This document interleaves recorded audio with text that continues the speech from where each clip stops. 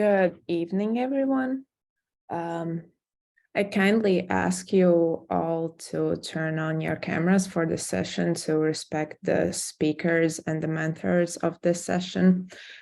I am really happy to open the session in a joint session with the Academic Society of Psychosomatic Medicine and Psychotherapy, Academic Society with the Academic Society of Sexology. And we have really interesting presentations today. But beforehand, I'd like to introduce you with our mentors today. And first of all, we have Professor Mona Reda from the University of Ain Shams in Cairo. And she has a master's degree in neuroscience and a PhD in psychiatry. And she's also specialized in the sexual medicine, and she has a degree from the European Society of Sexual Medicine. So welcome. Thank you. Also, we have a researcher and a practicing psychologist, Anna Kjellberg from South Africa. Thank you. And a health psychologist, psychotherapist, sexologist, and he has a PhD in social psychology. He was also presented really interesting presentations in the ESSM Congress, which I saw this year. And I'm really happy to welcome Stefano Eleutheri from Rome. Hi, thank you. And last but definitely not least, we have the mentor of the Riga Stradiņš University Academic Society of Psychotherapy, the mentor, Dr. Laura Valaina. Thank you. Also, I'd like to introduce you to the leader of the Psychotherapy Academic Society, Zanda. I'll give you a word. Yeah, thank you, Marta, for this lovely introduction. I'm really grateful for being here. I think this will be a very interesting session together with the collaboration with the Sexology Academic Society. So I think we can welcome our first presenter, Dagnia, about relationship models. Please. Hello, everyone. I will try to share my screen now.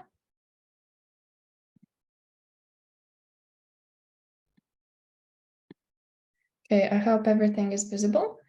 So my name is Dagnia, and today I will be talking about relationship models and patterns for different character organizations.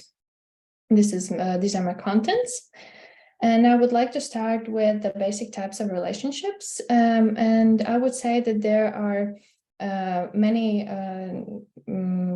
definitions and many kinds of ways to define these basic types of relationships. But one main type is are these four, and it's family, friends, co-workers, and other acquaintances. And on the right side below, you can see how all the people that we interact is this global network. And only a little part of it is our personal network. And those are the people that we see and communicate with every day, and also make relationships with. And this triangle that you can see is a visual representation of how many people you have in each category. For example, you can have many acquaintances that you see, but only some of them will become your friends. Only even fewer will be your family, and a person would usually have one romantic relationship, and everyone else, they are strangers, and they are people you don't meet. Also, I want to talk about Kernberg's model of a personality organization, which is a visual representation of how we can see these personality types. You can see that there are more introverted and more extroverted personalities, and they can also be categorized in the level of how they function. For example, if you function in more neurotic level, then you would probably have healthier relationships than someone who is, for example, a narcissistic personality and functions on a borderline level, which that person would probably have trouble in their relationships. So let's start with psychopathic and antisocial personalities. And these people in childhood would probably have mothers who are weak, depressed, and masochistic, and fathers who are explosive, inconsistent, and sadistic. Parents usually have also showed some kinds of addictions, and they have insecurity and a lot of chaos and lack of power in their childhood. And so later in life, in their relationships, you can see them seeking confirmation of their omnipotence. They don't really acknowledge emotions, and they associate emotions with weakness and vulnerability. And so they cannot express feelings with words.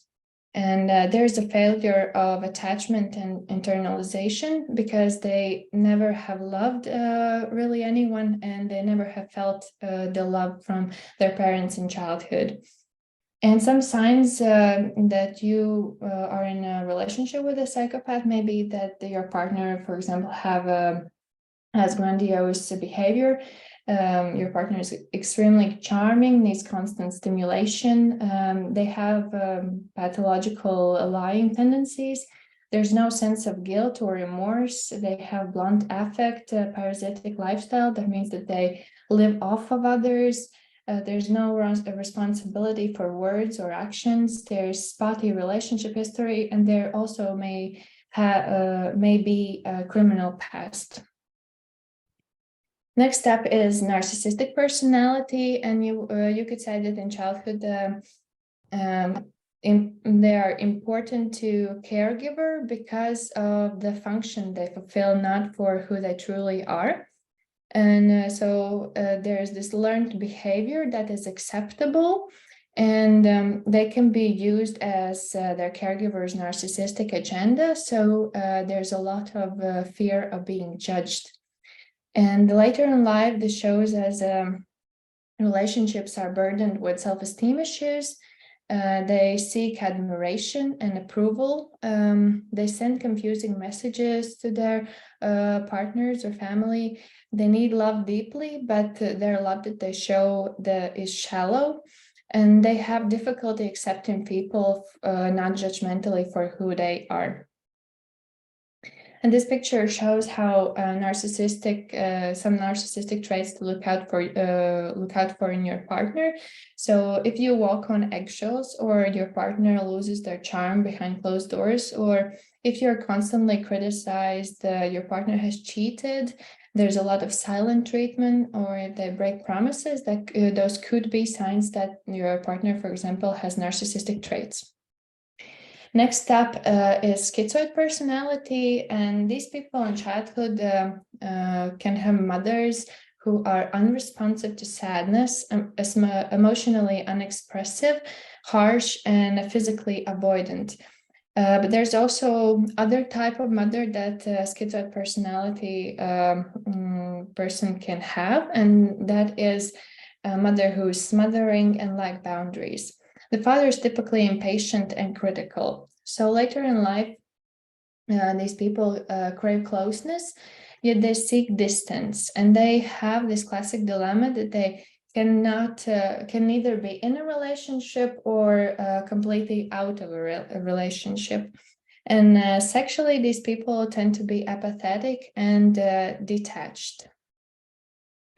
Some schizoid traits could be lack of close friends or confidants, They can have superstitious beliefs or bizarre behavior. They have suspicious attitudes towards others, and that's one of the reasons why it's hard to maintain or create relationships. And there's excessive social anxiety that doesn't improve with familiarity. Next step is masochistic personalities, and you can see that in childhood there are mothers who are neglectful, guilt-inducing, yet they give attention when the child is hurt or endangered. There is a feeling of abandonment, and emotional investment from parents is felt only when being punished. And so later in life, you can see these people fall into depressed states if they are separated from a partner, and they strongly attach to friends and seek friends who will validate their sense of injustice. And also they choose partners with a pre-existing tendency of abuse, yet those partners can be abusive, but they are sexually turned off by the aggression in their partner. And mostly they feel insecure emotionally and physically in a relationship. Next step is obsessive and compulsive personalities, and these people in childhood have high standards for good behavior, and there's a lot of shaming bad behavior. And parents can be prematurely demanding with too early toilet training or strict schedule of when to eat or when to sleep, and etc. And parents also can be protected and overprotecting and over-involved. And if you would have obsessive compulsive disorder, that could impact your relationship in a way that you have intrusive thoughts about your loved one or the relationship itself. You could have compulsive behaviors to minimize these obsessive thoughts. Like, for example, you can test your loved one. Girls, maybe for a partner, could use a photograph of another girl and ask for what the partner thinks about it. And also there's asking for reassurance, and there can be also researching the topic of the relationships. And it's also hard to be vulnerable because there's a lot of fear of being misunderstood, and loved ones can actually feel neglected when a person with OCD seeks isolation. And if we talk about sex life, then OCD also has an impact there. For example, there can be decreased libido or inability to orgasm. If you have the disorder, you can have medication that helps with decreased libido, but if you just have obsessive compulsive personality, it's more because of the anxiety. There can also be avoidance of sex, or sex may trigger intrusive thoughts that are unwanted. And in some cases, there can be compulsive sexual activity to disprove sexually intrusive thoughts. Okay. Next step is paranoid personalities, and these people in childhood are insulted, humiliated, and also overpowered. And there are parents who cannot be pleased, so there's a lot of criticism and capricious punishment. Also, there can be a primary caregiver who has a lot of anxiety. And so later in life, these people are emotionally complex, and it's hard for others to understand them. And they are kind of waiting to be mistreated, so they tend to act out. And they are full of anxiety and hyperreactive in a relationship. They're very dependent, and they're suspicious of people that they care about. But one thing is that they are capable of deep attachment and loyalty. And some signs of paranoid personality could be secrecy, suspicion, sensitivity to criticism, hostility, defensiveness, argumentative nature, tendency to hold grudges, difficulty with teamwork, difficulty with introspection, and difficulty relaxing. And then there's hysterical and histrionic personalities who in childhood, then those are usually females. whose parents favor male sex, they noticed that the males have more power, and that the patient, for example, if a woman has a brother, then they can see how parents favor their brothers. And there are frightening and seductive fathers, and they see that fathers are less involved in primary care of children. So in women, there's this view that males are more interesting, and there's a mysterious part of their life that is not in the house with children. So later in life, these usually women seek security and self-esteem by attaching to males who are more powerful, and they can use their sexuality to attract men, but they lack sexual satisfaction when they are with these powerful men. And they kind of want to evoke the tender side of males, but unconsciously they devalue them for having this tender side. And some histrionic personality traits could be the need to be the center of attention, their seductive and provocative behavior, their shifting and shallow emotions, they use the appearances to draw attention. There's impressionistic and vague speech, dramatic and exaggerated emotions. They are suggestible, and they think that the relationship is closer than it actually is. And for time's sake, I will only highlight these personalities. The depressive personality in childhood have separation from mother that is either rushed or something to feel guilty for, and they may have experienced major loss. And in relationship, it shows that they think that normal wishes and emotions are hurtful and a burden to others. Manic personality in childhood, there are losses that are not mourned. There is criticism and abuse, and so in a relationship, they're full of denial. And dissociative personality in childhood, there's usually sexual abuse, no comfort during or after traumatic episodes. And in relationships, they are very lovable, have good friends, often involved with the abusive people, but they keep trying to connect with people. And I also wanted to talk about strategies for maintaining healthy relationships, and some characteristics that you would see in a healthy relationship is that there is a shared vision. There are clear rules, what is acceptable and what is not acceptable in the relationship. There's shared work ethic, and that means that both partners work equally as hard on the relationship for it to be healthy. And there's also meta communication. And that is when you talk about, when you communicate about how you communicate with each other. And strategies to kind of have these characteristics could be active listening.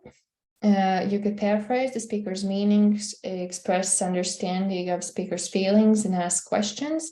And also I statements. For example, you wouldn't say you did this and you made me feel this and this, but you would say I felt something because of what happened. So you kind of don't blame the other person for everything. And on the right side, you see Knapp's relationship models, and that shows how if you want to maintain a relationship, you can use these strategies and either come together or come apart. And there are certain stages to coming together. For example, first there's bonding, then integrating, intensifying, experimenting, and then initiating. And when you come apart in a relationship because you don't have any strategies or you're not interested in maintaining the relationship, there's usually differentiating, then circumscribing, then you stagnate, you start to avoid each other, and then you just terminate the relationship. I also found a study, which is called When Your Beloved is a Psychopath, and psychopathic traits and social status of men and women's relationship and sexual satisfaction. This study was done in Poland, And the method they used is that they surveyed 2,086 Polish women in different sex relationships, which means that the women were bisexual or heterosexual, but currently they are in a relationship with a man. And the final sample was 1,945 women. And they measured relationship and sexual satisfaction, social status, and psychopathic traits, which were meanness, boldness, and disinhibition. On the right side, you can see how you describe those. For example, meanness was low empathy, callousness, antagonism, and exploitiveness. Boldness was the better version of psychopathic traits with emotional resilience, social dominance, and venturesomeness. And then there was this disinhibition with impulsivity, irresponsibility, hostility, and negative affect. And the results of this study was that meanness and disinhibition negatively related to relationship and sexual satisfaction, boldness positively related to relationship and sexual satisfaction, social status positively related to boldness and negatively to disinhibition, and boldness, meanness, and disinhibition remain significant predictors of relationship and sexual satisfaction. And they also described this successful psychopath, which had the traits of boldness and social status. So there was a person with psychopathic traits, but with kind of good relationships. My conclusions making this presentation was that with each personality type, there may be different struggles in a relationship. Childhood and parenting play a significant role of how people view and act in relationships. And people with healthy psyche tend to maintain healthier relationships. And there are strategies everyone can use to develop caring and satisfactory relationships. And in order to maintain good relationships, there is some work that has to be put in. These are my references, and thank you for your attention. Thank you, Dagny. Does anyone have any questions or comments?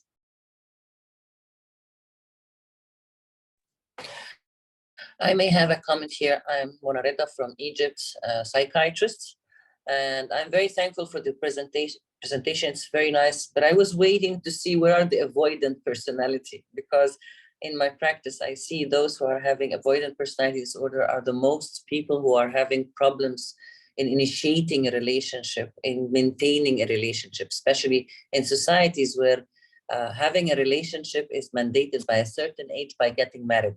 Of course, you understand I talk about the Middle Eastern society, but thank you very much. Thank you for the comment.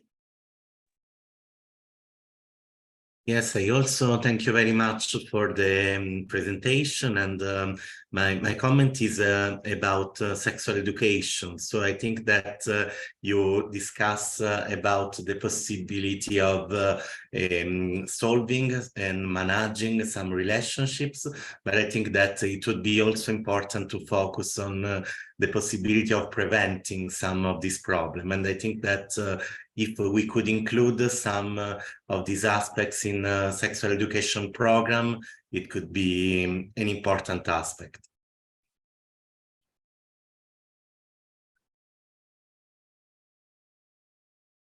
Thank you for your comments, Stefano. But in Latvia, sexual education is integrated in different courses, so it's difficult enough to get basic information on contraception. So relationship models will be really utopic in Latvia for now.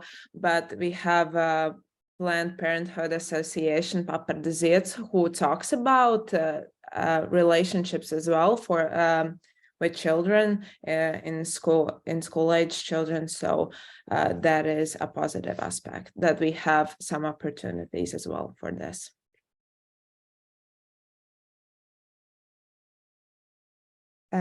Does maybe somebody else have a comment before we continue with the presentation of polygamy? Okay, then I'll give a word to Gita. Hello. Okay. Okay. Can you see the presentation? Okay. So, hello, dear colleagues. My name is Gita, and I am studying to become a midwife. This is my first year in Riga Stradiņš University, and I am going to tell you about polygamy. I will tell you what is polygamy. I will tell you about different types of polygamy, the challenges and myths and reality of it. And here I wanted to start with a small quote from the Bible to indicate that polygamy has been around for a long, long time. And this was said about the King Solomon in the Bible. In general, polygamy is a practice in which a person is married to more than one person at the same time. And most commonly, we know about relationships where there's one man and several wives. But I also wanted to point out the difference between polygamy and polyamory, because I'm going to talk about polygamy, whereas polyamory is just relationships where there are several different partners in a relationship. So my presentation is about relationship where it's based in a marital bond. And there are actually three different types of polygamy. There's polygyny. This is the most common one, where there's one husband and several wives. Polyandry is the opposite of that. And then we have group marriage, where it doesn't matter how there's several husbands or several wives. And as a fourth little word that I added was bigamy, because it is an act of going through a marriage ceremony while you are already married to another person. And if you're a naturally curious person as I am, you would wonder, oh, polygyny is quite, yeah, I've heard of that, but I wonder, where do they do the polyandry? Where is that one lucky wife with several other husbands? And I found out that polyandry is mostly still practiced in area of Nepal. It is called area of India, Nepal, and Tibet. It is called the Plateau of Tibet. It's somewhere between these three countries. And also on the Marquesas Islands in the South Pacific. That is a French colony. And they still do polygamy, more specifically polyandry. In the map, you can see that most of the polygamy cases are mainly in Africa, and only about 2% of the global population lives in polygamous households. And throughout the world, polygamy is actually banned. And traditionally in polygamous African societies, where the first wife is preferably a relative of the husband, therefore more prone to giving birth to children with autosomal recessive conditions, which means some genetic diseases. And in cases where the first wife is continuously having children with anomalies, the husband is often stimulated by his own family to take a second wife, often of his choice and from outside of the family this time, who may be less likely to carry the same conditions, same genes. So I found that an interesting fact, that, yeah, in these places, people mostly first search for wives within the family. Talking about psychological side, in South Africa, where the most cases of polygamy is found, the women are more likely to report experiencing physical and emotional abuse, in comparison to monogamous marriages. There are several challenges of polygamy, 3 in total I found. And we have legal challenges, social stigma, and economic challenges. As you might imagine, it's a bit expensive to have more than one partner in your life. But more about these challenges further on. Talking about why is it illegal in most of the countries. Under the international human rights law, there is a growing growing consensus that polygyny violates women's right to be free from all forms of discrimination. So the physical, mental, sexual, and reproductive, economic, and citizenship harms associated with the practice of polygyny violate many of the fundamental human rights recognized in international law.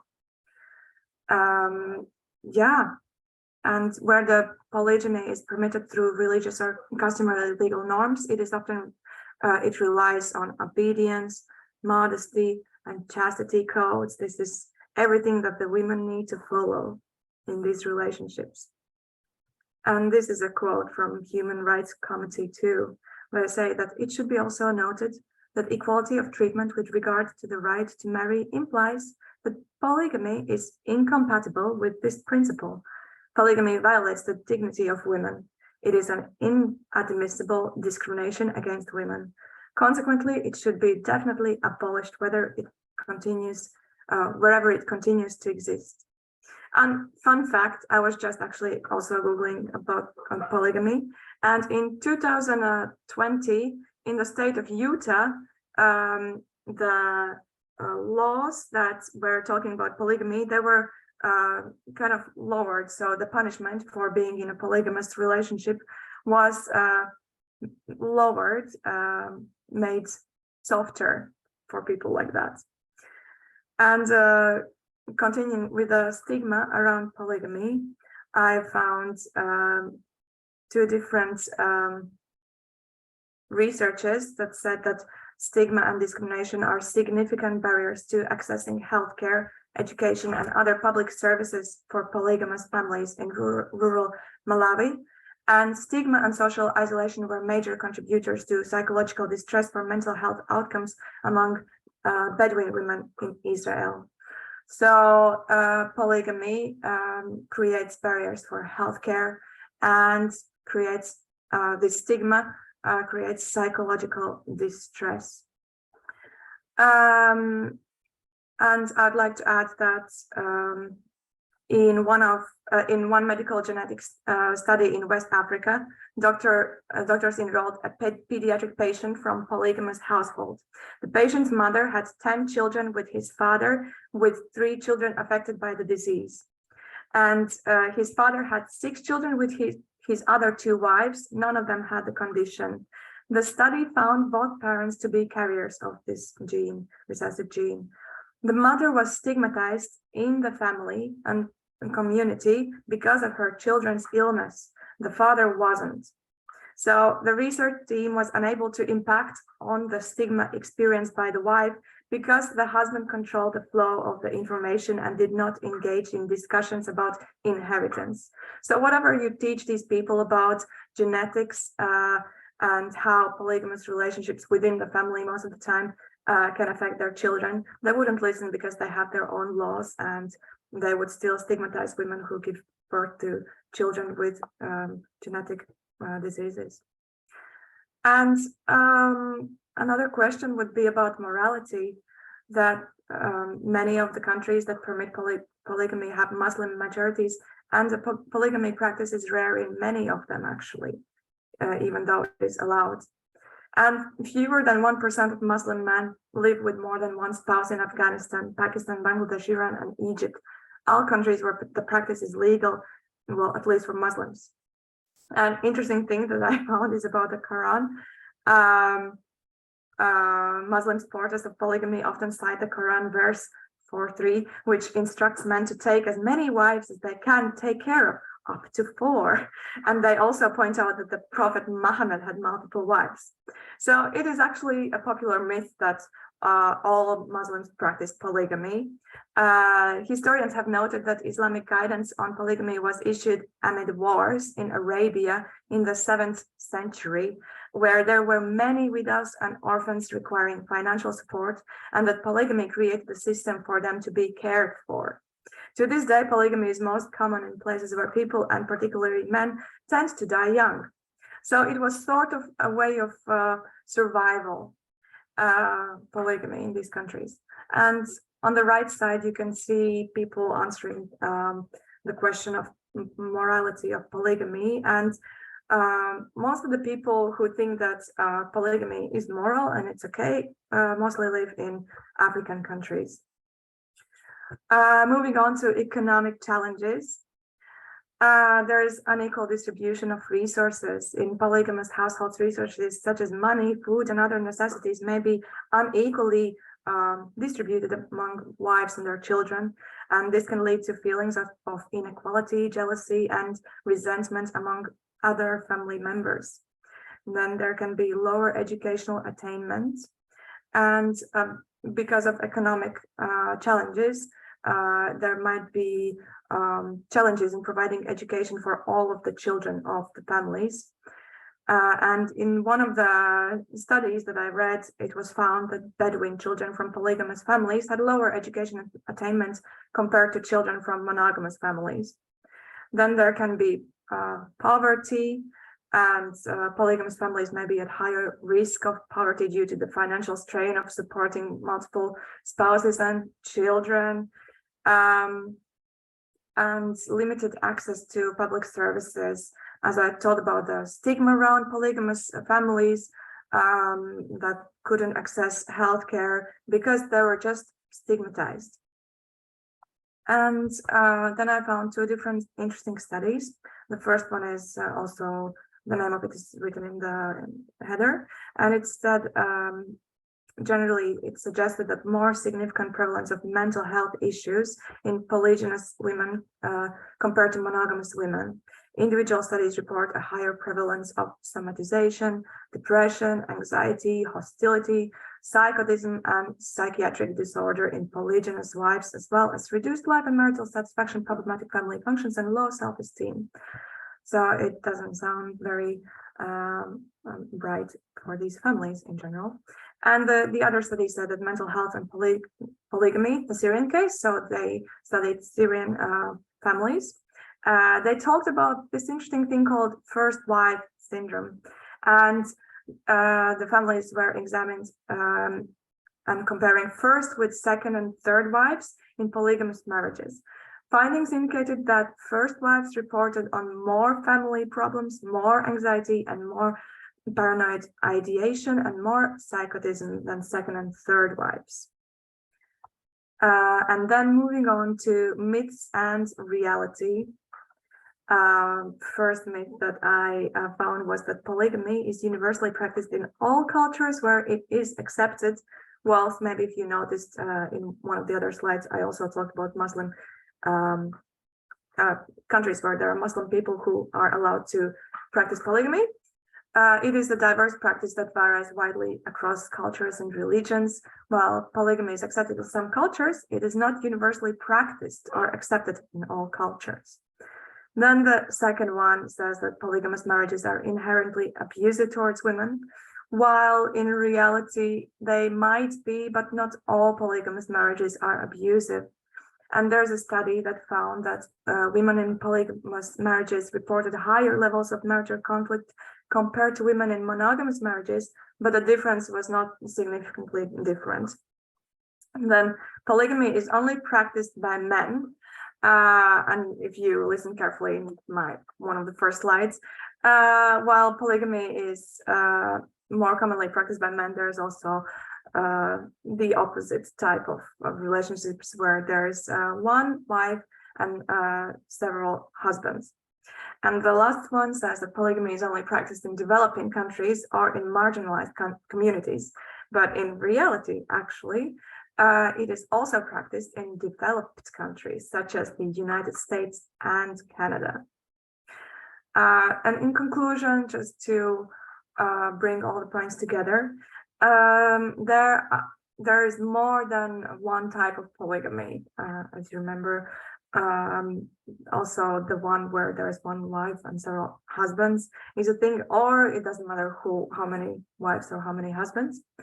Polygamous relationships have legal, economical, and social stigma challenges. And there are many psychological issues connected to being in a polygamous relationship. The most interesting to me was the first wife syndrome. And I'd like to thank you for your listening. And here's the literature that I used.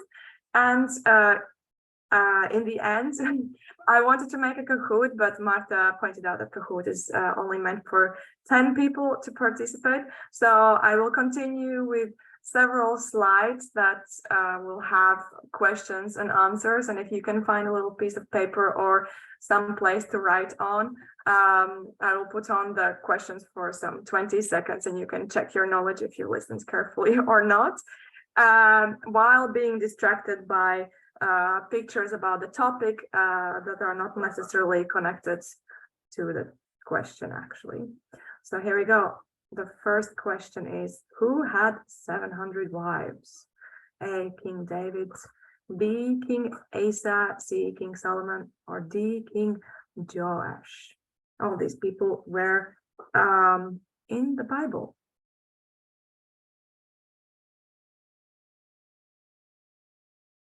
Okay, I will move on with the next question. What is the name of the relationship where there is one wife and several husbands? Is it polygyny, polyandry, polyamory, or simply group marriage?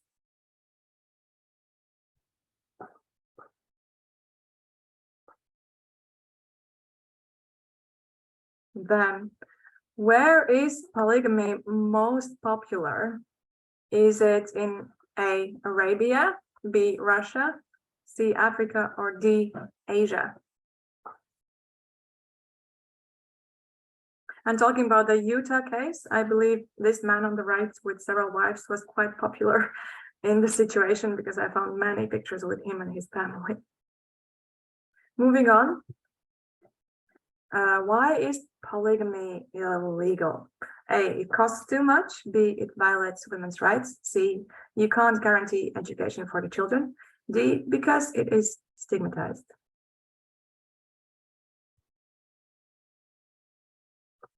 Next question. Many countries that permit polygamy have Muslim majorities. True or false?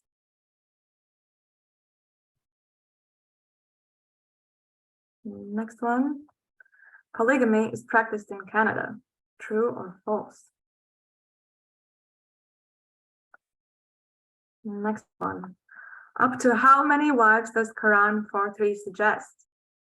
3, B 4, C 5, or D 2? Next question. A syndrome experienced in polygamous relationships. A, only wife syndrome. B, second wife syndrome. C, crazy wife syndrome. Or D, first wife syndrome.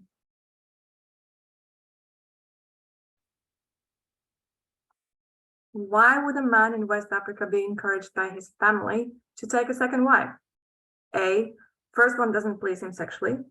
B, Quran tells him to do so. C, children are born with genetic diseases. D, he has more love to share.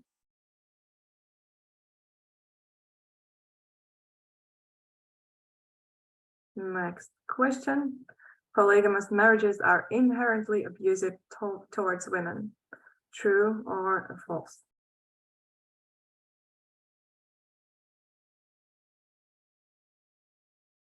And here are the answers. You can compare if you got all of them right.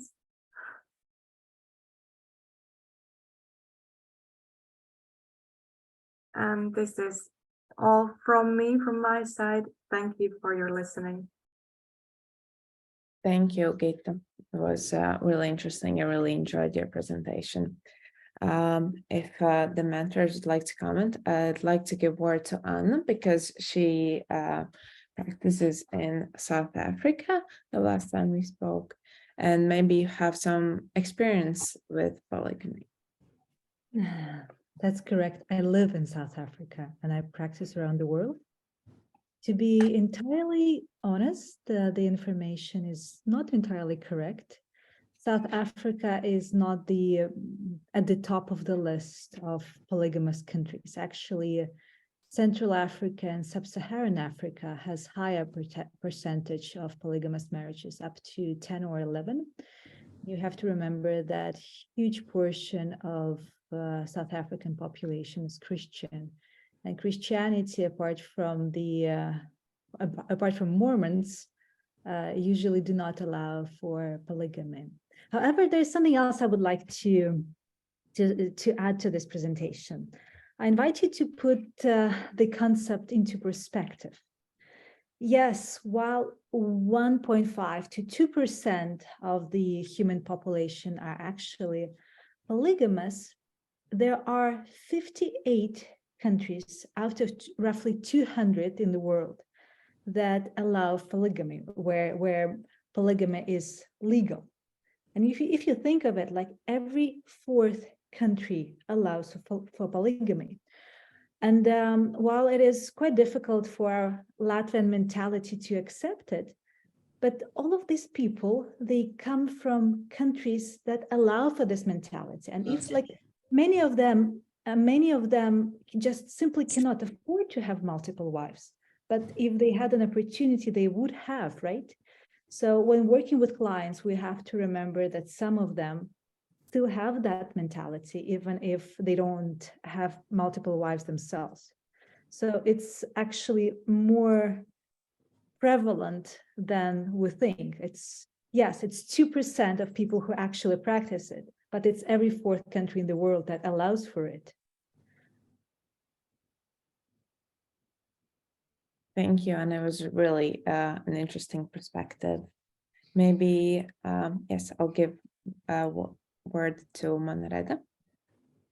Thank you. And I really think the presentation was a great challenge for the presenter, because talking about polygamy, we're in different cultures and subcultures. And with the economic, we agree. With the mental health stress, we agree. But what we don't agree upon is that the numbers, as Anna said, it was not accurate. I didn't see the Islamic countries where it is allowed for polygamy. For instance, in Saudi Arabia, it's from 0.3 to 11%. In Egypt, it's 4%. In Jordan, it's about 6 to 7% polygamy in the society. And as Anna mentioned, since the society approves it, and sometimes it's a sign of being rich and able to have 2 wives and 2 homes and to spend. So I feel that the presenter had a very big amount of information to present, a very challenging subject, because polygamy has, whether it's an economic reason or legal issues. But I wanted to add a couple of information here. Maybe being a Muslim, I have to address it, which is that it's only 4 wives. You're allowed only 4 wives in Islam. And it's not just any reason you can get married to the second wife. There are certain circumstances where you are allowed to do the second wife. One more thing, Prophet Muhammad had only 11 wives. Just a piece of information. And it has its reasons there back then. Again, I thank Anna for explaining the idea that polygamy can be a cultural thing, a legal thing, and even in the same culture, we have subcultures. Like when you look at Saudi Arabia, you find in some areas it is 0.2 or 3%, while in other areas it's 11%. And that reflects how the economy and the culture plays a role in allowing it. And probably women raised up for the possibility of a second wife, they will not be affected with a mental health as much as those who are not raised up with the possibility of a second wife. That would be an interesting subject for research one day, the difference in upbringing idea. Thank you. Thank you very much. Would anybody like to comment before we continue? Stefano, you can in the beginning, in the end, about Latvia's situation from sector perspective. Okay, yes, I just wanted to ask the presenter to be more to use more cautious when arriving to some conclusions, because we know that there are still few research regarding this issue, and you were really comprehensive in understanding all the different factors. So for me, the knowledge that we have until now, we cannot state that polygamy can cause psychological problems, because the psychological problem that we have seen in the only research that you presented maybe can be caused by other concauses of the phenomenon. So I think that we should carry out more research in order to present some conclusions regarding this topic. Thank you for your comments. Thank you for presentation. Yeah, as I said, I'd like to add some comment from for our culture perspective. I'm a psychotherapist. I work in psychodynamic approach in Latvia, and I think it's a challenge for us when there's come patients from another cultures.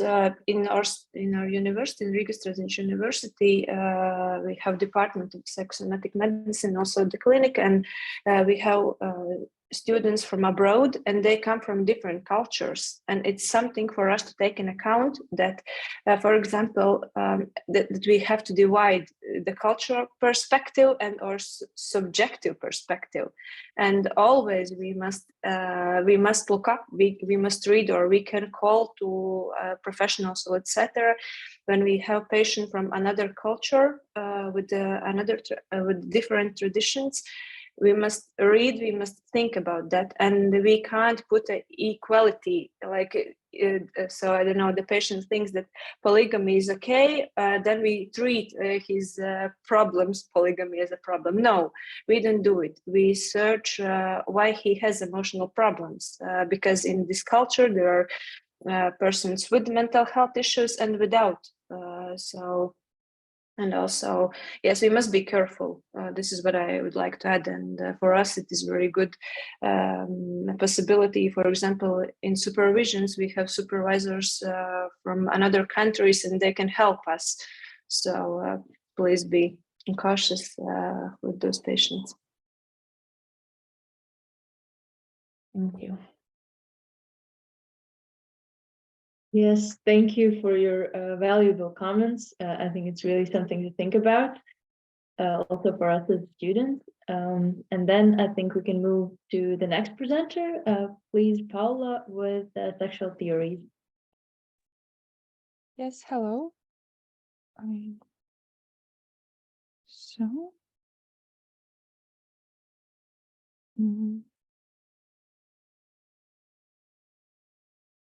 So hello everyone, I hope you can see and hear me. I will tell you a little about sexual theories. I have to say I can't really tell you the whole scope of this topic, because there's 101 things that could be said about this, but I will hopefully give you a little insight on this topic. So there's the content. And let's start with Freud's psychosexual development theory, because it's, I think, the most popular one. Well, at least when you Google this topic, it's the first one that comes up. And Freud thought that most human suffering is determined during childhood development. And he defined 5 stages of psychosexual development. In order to mature into a well-functioning adult, one must progress sequentially throughout each of these stages. And these stages are based on where the libido energy is defined, in which area of the body. And when libidinal drives are repressed or unable to be appropriately discharged, the child is left wanting and unsatisfied, and this is called a fixation. And a fixation at any stage would produce anxiety persisting into adulthood, and that basically is the cause of this human suffering that Freud discussed. And I will shortly discuss each of the stages. The first is oral stage, when the child is interested in oral activities, sucking, tasting, swallowing, and fixation can happen in cases of early weaning off of food, deprivation of food, or also forceful feeding. And libidinal energy in these cases fixates in this stage, and that could lead to likelihood of developing negative oral habits or behaviors. Second stage is anal stage, when the libido energy becomes more focused on anus, because the child starts potty training, and the child is fully aware, not fully aware, but he starts to be aware of his own wants. And this is the first real conflict with authority, because the parents are basically the outside world that says what he has to do and start to potty train him, and the child knows what he wants and he doesn't want to be potty trained. And this is the this conflict basically can determine child's future relationship with all forms of authority. And early and harsh potty training can lead to child becoming an anal retentive personality that hates mess, and anal expulsive personality, on the other hand, can be developed from a very liberal toilet training regime. The next is phallic stage. It's the third stage where the child starts to experience pleasure associated with the genitalia.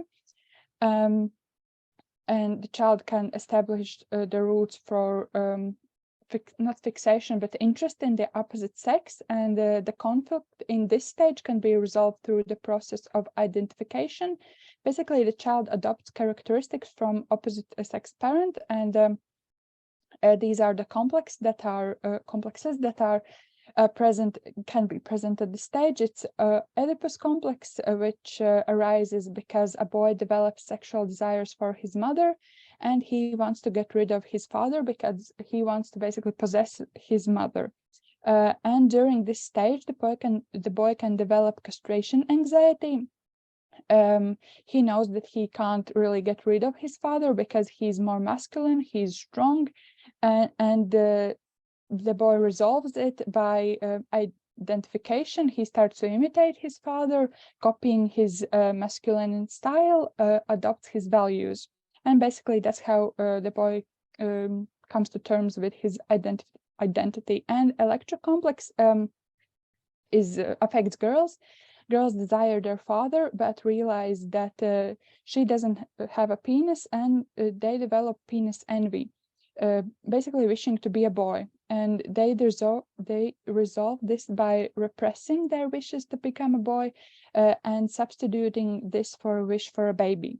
And girl becomes mother. Girl blames mother for a castration. That leads to tension, and that is resolved by again repressing her feelings, and she starts to identify as her mother by taking a female gender role. The next stage is latency, where the libido energy isn't focused on any zone at the body, and by fixating at this stage, it can result in an inability to form healthy relationships, because at this stage, children should learn to act on their impulses and when not to act on their impulses. Then the next stage is genital stage. The child becomes fully developed and is seeking independence. Their ego is developed. And also, if the fixation happens at this stage, then the child adult experience dysfunction by not being able to develop meaningful, healthy relationships. And what are the criticisms for this psychosexual stage theory? There's a lot, and it starts by Freud's entire concept bank that comes from assumptions and presumptions. This is a theory that's based on case studies and not on empirical research. This theory can't be tested empirically because the concept of libido is impossible to measure. Also, because this is a theory based on case reports, not report studies, it's prone to recollection bias, meaning that adults can not, it's possible that adults are not fully remembering their childhood. Also, he didn't see them as children, so that can impact these assumptions. And this theory doesn't explain homosexual development.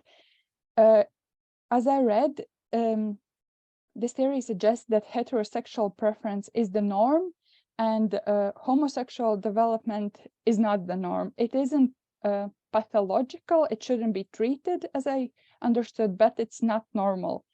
Also, the theory focuses mainly on male development, which isn't really clear why, because at the first stage, every baby is connected to their mother and should like desire their mother, which stays for the boy. He wants his mother, and that's why he starts to have this complex by wanting to like get rid of his father, basically. But it isn't really clear why girls start to want to be their dad, because they have a bond with their mother already. So it didn't really explain this shift. I also read an article where the Freud theory was discussed, and it said that at this first stage, where every baby wants their mother and has a connection with her, well, basically he claimed that little girl is a little man because she also wants her mother, which didn't really make any sense. If she wants her mother, why did she want her father so suddenly? There's a lot of questions, basically, what I'm trying to say. So what are we taking from this theory in today's practice or in today's medicine? While most of the theory is left in the past for its linear development and the strict age timeline, also the family structure has changed quite significantly. Not everyone has a male and female parent figure. What we take away is that personality is shaped in some part by experiences by what we have in childhood, and Freud's theory on the unconscious fixation or the unconscious mind. It's particularly valuable as baseline in considering the complexity of human behavior, although this is more the theory of ego, superego, not really the 5 stages of sexual development. And then we come to evolution theory, which is, first I would like to say, it's not one theory. As I thought at the start of this presentation, there is no one evolution theory. Basically, it just explains or tries to give an explanation on our behavior, choosing partners or mates, on our reproductive behavior and how it's shifting through time. So sexual selection theory describes how evolution has shaped us to provide a mating advantage rather than just survival advantage. And it's based on 2 pathways: intersexual competition, basically meaning competition in one sex for attention, and intersexual selection, in which one sex chooses other sex. Evolutionary focus is primarily on psychological adaptations, changes in the way we think, in order to improve our survival. And there are 2 major psychological theories that I will tell you a little more about. Sexual strategy theory basically explains why we have certain behaviors. It's not really what behavior we have, it's why we choose it. And it sort of separates us into 2 groups, male and women, based on our selection problems, what we're trying to accomplish, basically. It propositions that males focus on short-term commitment, while women are more focused on long-term because of reproduction. Women take a bigger role in reproduction, meaning they have longer reproduction, because we have to carry a baby and it stays with us for a long time, we bond with it and whatnot. For men, creating a baby is a shorter process. That's why they are more interested in short-term commitments. Well, that's what this theory says. And so based on short-term and long-term problems, we assess our mates. For example, men have increasing behaviors relating to partner number, minimizing cost and risk, minimizing commitment, while women focus more on commitment, relationship load, physical protection. Basically, that's why we have certain behaviors in sexes. And then evolutionary stable strategies are more trying to explain what behavioral patterns we use. It's really complicatedly written here, as it was in the paper I read. So basically what it means that people are somewhat different from one another, but each person is fairly consistent and predictable over time, meaning that everyone individually has different behaviors, but when we focus on one individual, it's predictable. Although each individual has set behaviors to attract a potential partner, they use them randomly and unpredictably.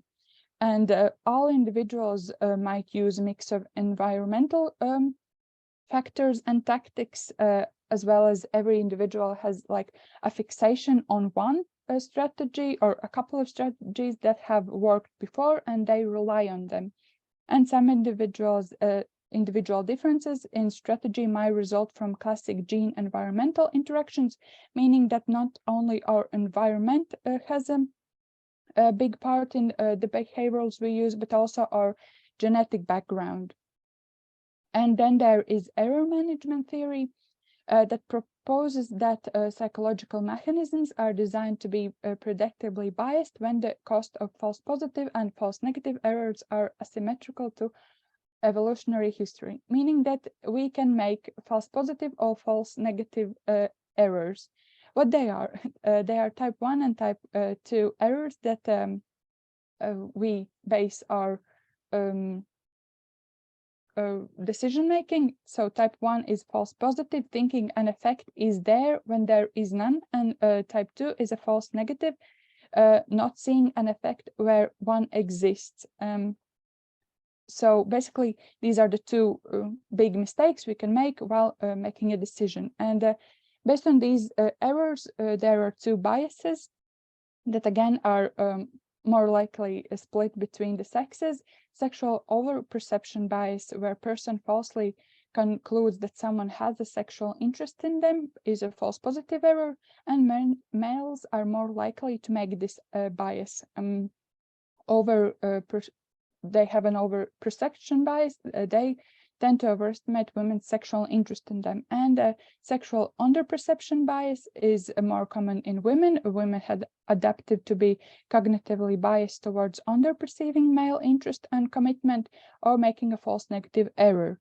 And that's because it's considered that false positive errors are more costly to make. That's why women make them rarely, because for them it's even more costly, because if you overestimate the partner's interest in having a baby, then basically it means that the woman has to raise it while the man can go away.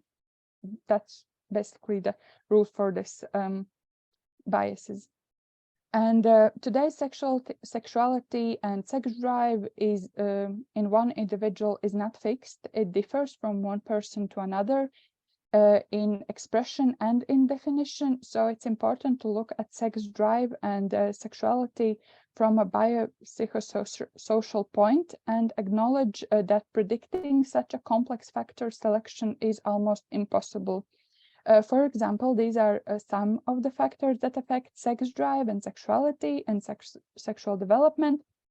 And every one of them could be a different presentation. So it would be so I won't be getting into any of them really. I just mentioned them. So these factors are gender identity, gender preference, erotic target preference, erotic focus, erotic intensity, work, family, stress, personality. Every single one of these factors can have a important part on everyone's sex drive and sexuality development. So making these broad theories, I think it's impossible, basically. But thank you for your time. Thank you.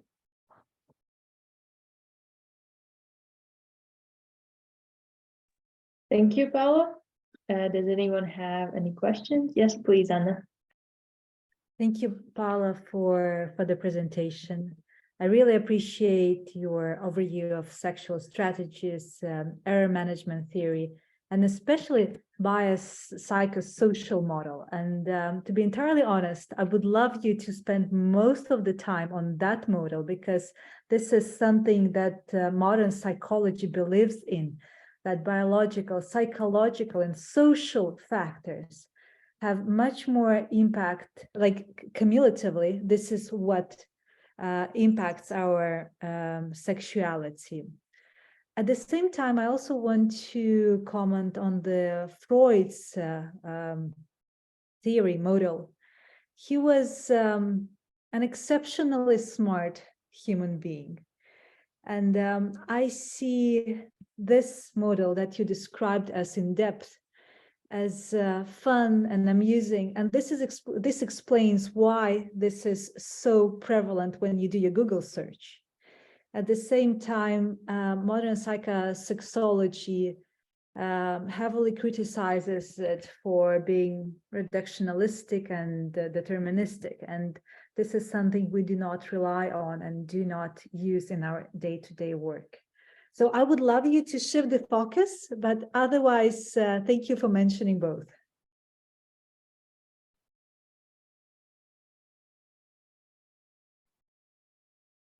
Also, thank you, Paula, for a presentation, and I agree with Anna that we don't take Freud's theory as a main or something important, but I think it's important to talk about, because mostly here we are doctors, physicians, and we will see and we will hear a lot of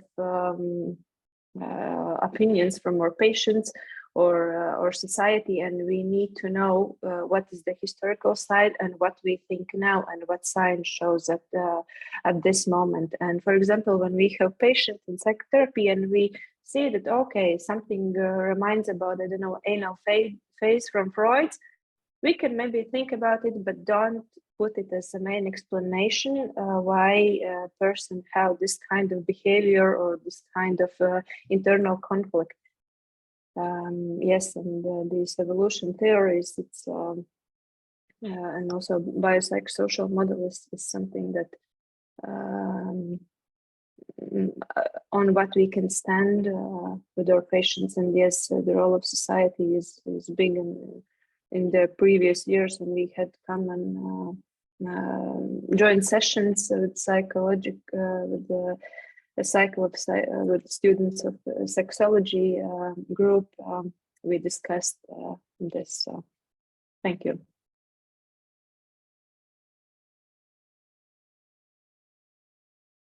And also, if I can add,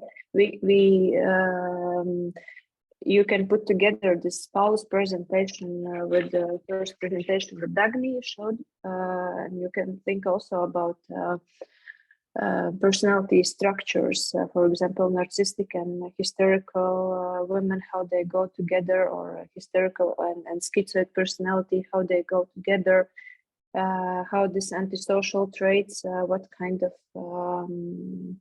I don't know what kind of relationship they will make, and with what kind of women, if we look from personalities. So put them together, these both presentations. Thank you. Would anybody like to add something? Maybe Stefano, maybe you have a comment on this.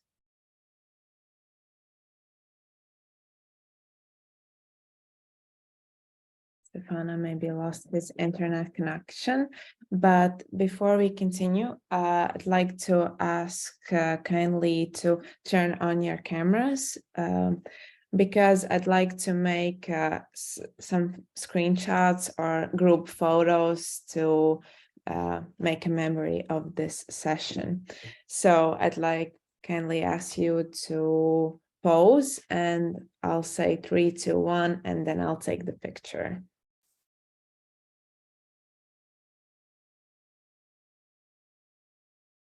Okay, 3, 2, 1. We'll take another one because there's many of you and there are multiple pages. So 3, 2, 1. Yes, thank you. And to finish this session, I will give the floor to Evisa.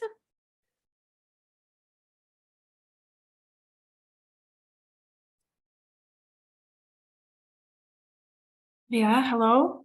So today I will talk about sexual compatibility and falling in love and factors affecting it. So these are a table of contents, and let's move on to what is sexual compatibility and falling in love. So it's not easy to strictly define sexual compatibility since everyone has different parameters and preferences. But sexual compatibility with the spouse is defined as the couple's participation for fulfilling each other's sexual needs and solving problems arising from sexual discrepancies based on sexual understanding, sexual agreement, and interest in continuing sexual relationships with the aim of mutual sexual satisfaction. And falling in love is developing a deep romantic or sexual attachment to someone. And in further slides, I will talk about what is falling in love a bit more. Also, I wanted to note that sexual compatibility makes frequent replacement of sexual partner less likely and is effective in reducing sexual infections and in promoting sexual health of the individual and society.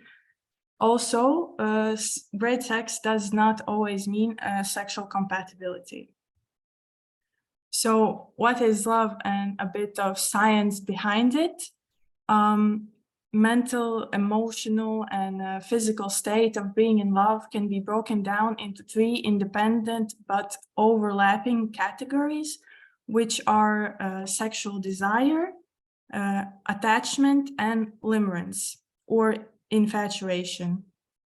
And as we know, love happens less in the heart and more in the brain, where hormonal releases and brain chemicals are triggered.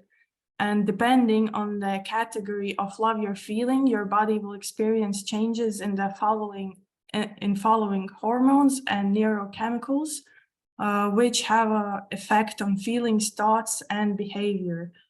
Some of these hormones are like testosterone, which affects sexual desire, and testosterone increases in both men and women, whereas estrogen increases in women.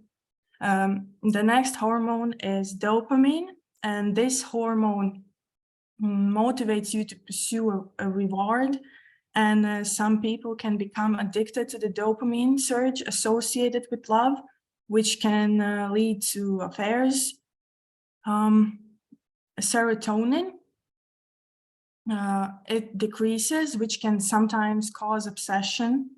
And oxytocin is associated with romantic bonding, as well as bonding we know between mother and child.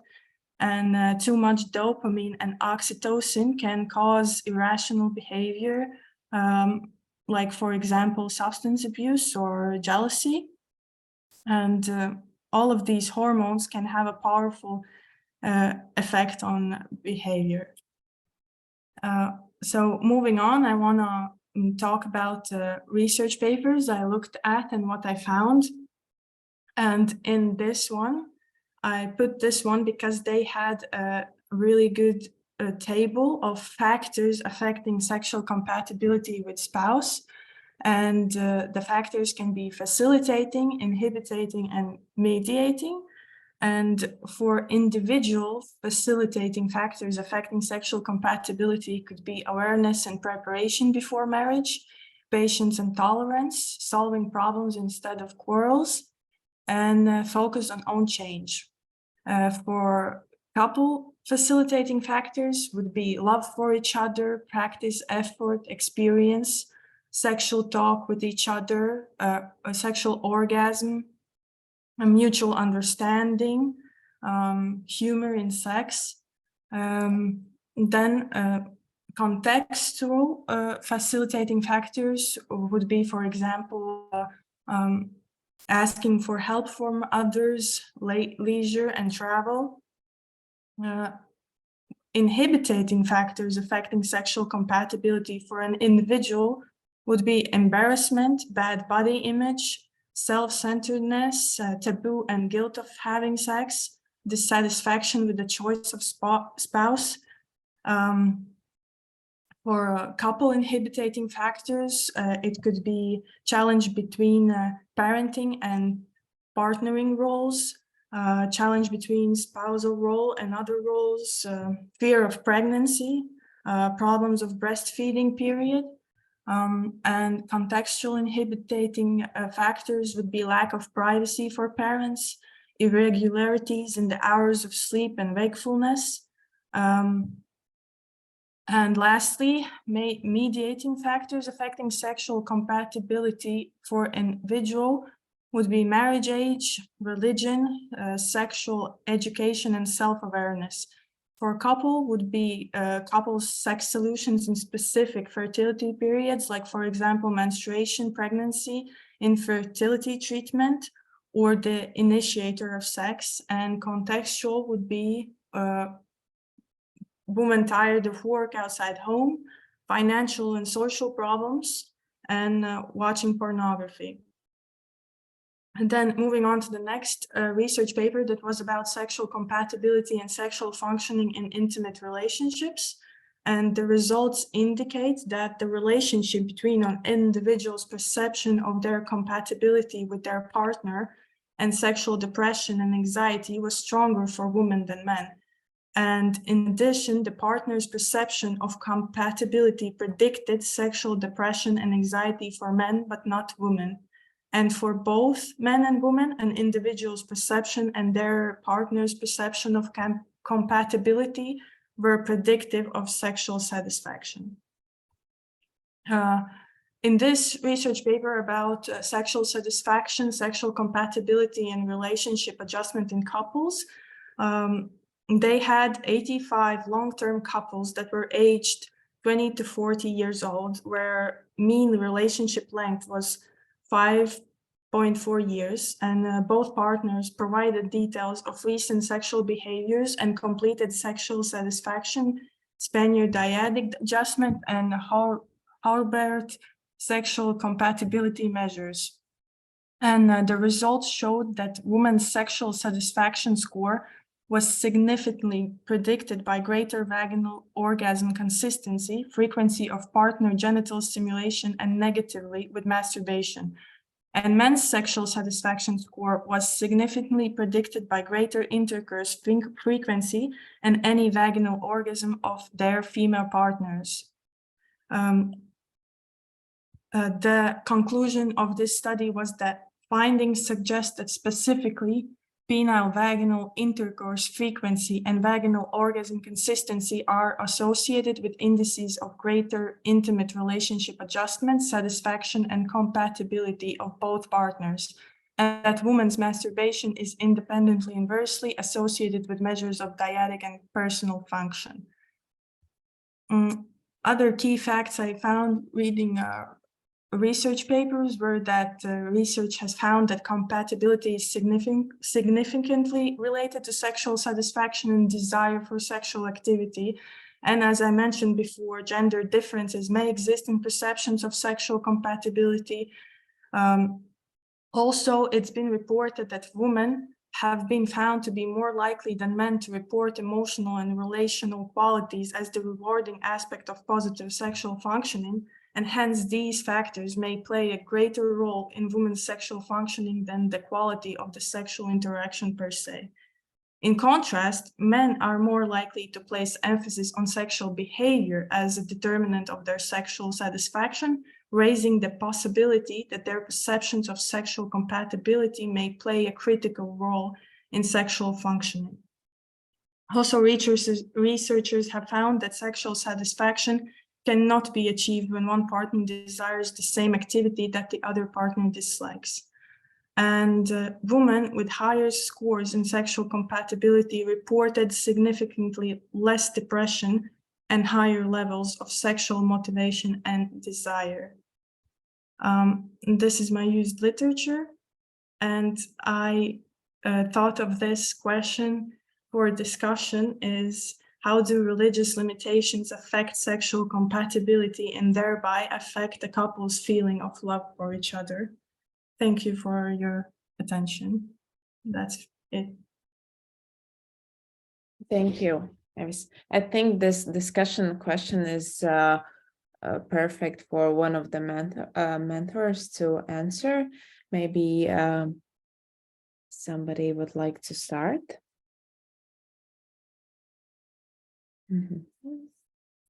Okay, maybe Stefano, you would like to start this discussion question. Yes, I was thinking that the presentation was interesting, but of course limited to the heterosexual couples.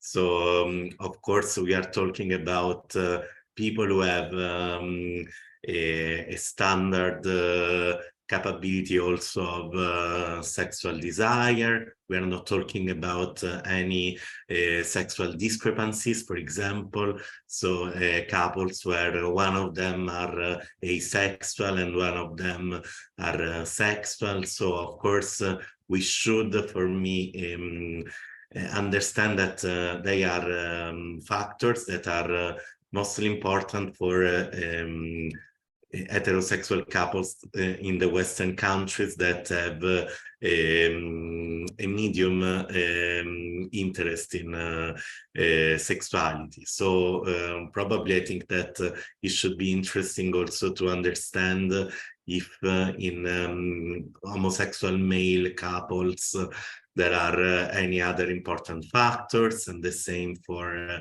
women couples, or also for people with asexuality, if there are some important factors that influence the possibility to negotiate some form of sexuality connected to another possibility of importance in the relationship to the other partner. So I think that we have a lot of inputs for future researches regarding this. Thank you. Yes, maybe some of the members heard some interesting research topics for your research in the future. Would anybody like to add? Maybe Anna? Yes, first of all, big kudos for Helen Fisher's theory and how chemistry changes throughout the relationship and when we fall in love. I think it's very valuable. I'm a bit confused by the statement that female masturbation has negative impact on couples functioning. I think the opposite is true. Masturbation is at the core of knowing your own body and getting sexual satisfaction. Also, it's a bit confusing that through that study you presented that penis into vagina, sex that encompasses penis into vagina is the form of sex that is necessary for sexual satisfaction. Again, the opposite is true, and penis into vagina is a cherry on the top of a cake. So I'm very curious, what is the date of the research? And I assume it's at least 20 years old, maybe. So this one, I would challenge. The rest is amazing. Thank you so much. And Evis, I don't think we ever saw you.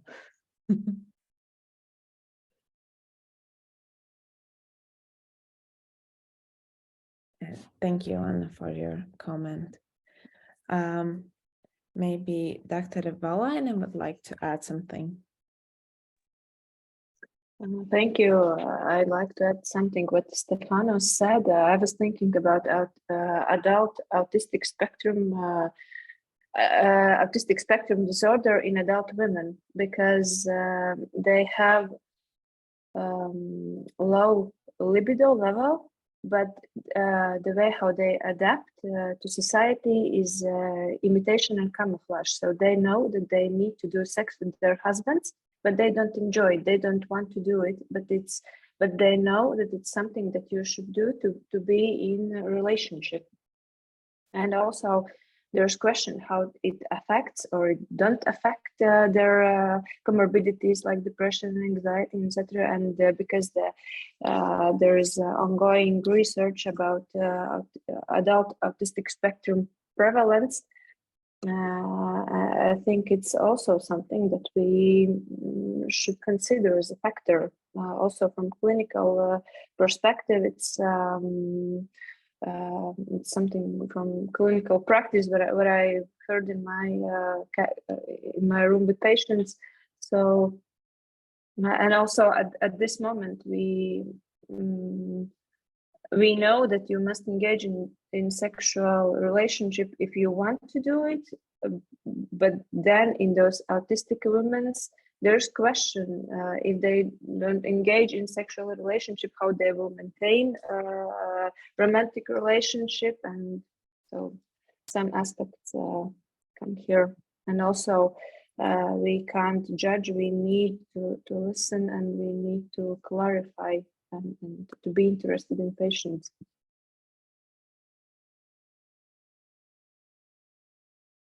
Thank you. So to finish the session, maybe some of the members have some comments.